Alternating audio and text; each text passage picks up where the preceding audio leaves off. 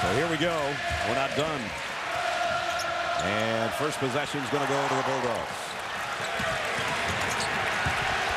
The winning team is the team that is going to show the most poise in this situation. And Gonzaga's had great success with some ball screens. I think they need to keep going to that. Here's Day driving on Smith.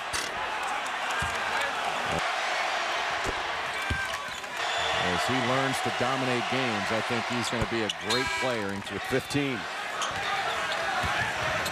1-2-2 pressure here, trying to slow the advance. Chisholm leaves it for Prince. Tipped. Boy, how many has Tennessee missed in close? Especially Prince. Prince had to change that shot. It didn't get blocked, but it certainly got changed by the presence of Heitfeld and Foster. Fargo looking for a screen from Foster, and now Gray, the backdoor cut to Bolden, and that is going to be goaltending. And just turning his back on him. So now 4-point advantage for Gonzaga. Tyler Smith's going to try a three. Chisholm with a rebound. Tyler Smith will inbound to Prince. Tatum thought about a three. Oh, a hook pass. Who touched it last? Off Stephen Gray's hands. Get Sports Center is next. We don't quite know at this point when that will be.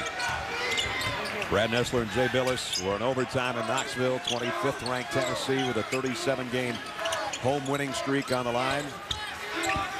Trying to win their 10th game of the year and trying to get a little payback on Gonzaga. Tatum up and down. He traveled. On the last few possessions has been right there with him. Didn't lose track of him. Always kept below him and didn't overhelp when the ball was on the other side of the floor. 3 minutes now left in overtime. Here comes the high ball screen again. Day got the three. He has had a spectacular second half. Has he ever? 18 points for the game. And now Tennessee's in some trouble. Tyler Smith hangs in the air and scores. Still a lot of time in this game if Tennessee can get a stop. But they have really got to go after Gonzaga. They just can't hang back.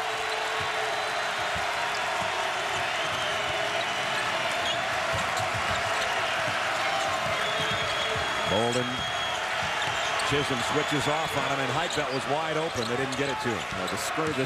The high screen and roll is killing Tennessee right now. Heitfeld jumper on the outside, and it goes. He's been quiet until that shot. He's got 15. Well, Gonzaga's got so many skilled offensive players. You can't just key on one or two guys. You got to give Gonzaga a lot of credit. The inch waist out on the floor. They are a smaller team, but they have fought. Gonzaga hasn't missed from the floor in overtime. They're having trouble on the inbound. 5-second call. Before he calls that timeout. Tyler Smith, big spin in the lane. Shot won't go. Tipped. Mays tracks it down in the corner.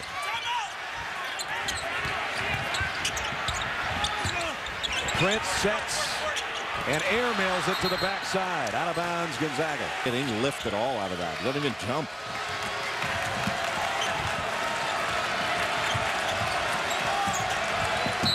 And Mays trying to overplay free throw shooter. 83% last year, but 0 for 2 tonight. And he drains that one. 3-possession situation. Ripped them both. Now, if Gonzaga is able to end a 37-game winning streak of a defending SEC champion, does that automatically mean mojo is back? I think it's sure going to help him. Mays rimmed out a three. Heitfeld's got the rebound. And time running out, and we got next because we've gone so long. The college basketball final will be, is what we understand from back in the studios. Here's Heitfeld's going to bring it up himself. He wants to get it out of his hands and into somebody like Bolden's. Got a foul. Time is of the essence, and there is the foul. Very, very good in this second half. You're not going to believe this. Tyler Smith is thinking about coming back out. Involved. You know that he's going to be out there. Gray rips 4 free throws in a row, and Gonzaga, after being very poor from the free throw line, has hit all 6 in overtime. Got to start thinking threes here. Chisholm rattles out a 3, and the guy that just came back in, Tyler Smith, tips it in. Minute to play in overtime, and a foul on Mays.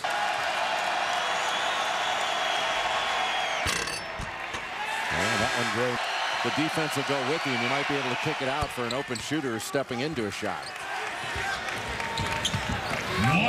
That is the first shot either from the field or the free throw line Gonzaga's missed. Mays reverse layup won't go. Day snatches out the rebound, and he's fouled. Together.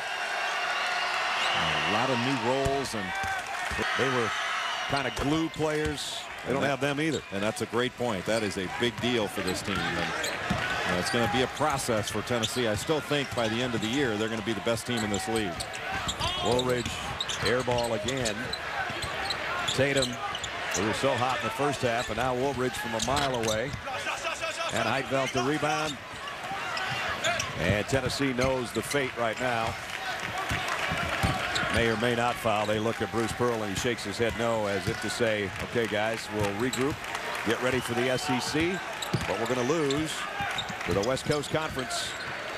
And the Gonzaga Bulldogs for the second time in 38 days. Heck of a game, though. And a hard-fought win for Gonzaga. They've got to be very proud of, after having lost 4 of their last 5, of responding this way in a tough environment on the road. Tough day for the Volunteers. Last shot, much like many in the second half, doesn't go. Final score, Gonzaga 89, Tennessee 79 in overtime. First home loss in 38 games, breaking the second longest streak in the NCAA right now.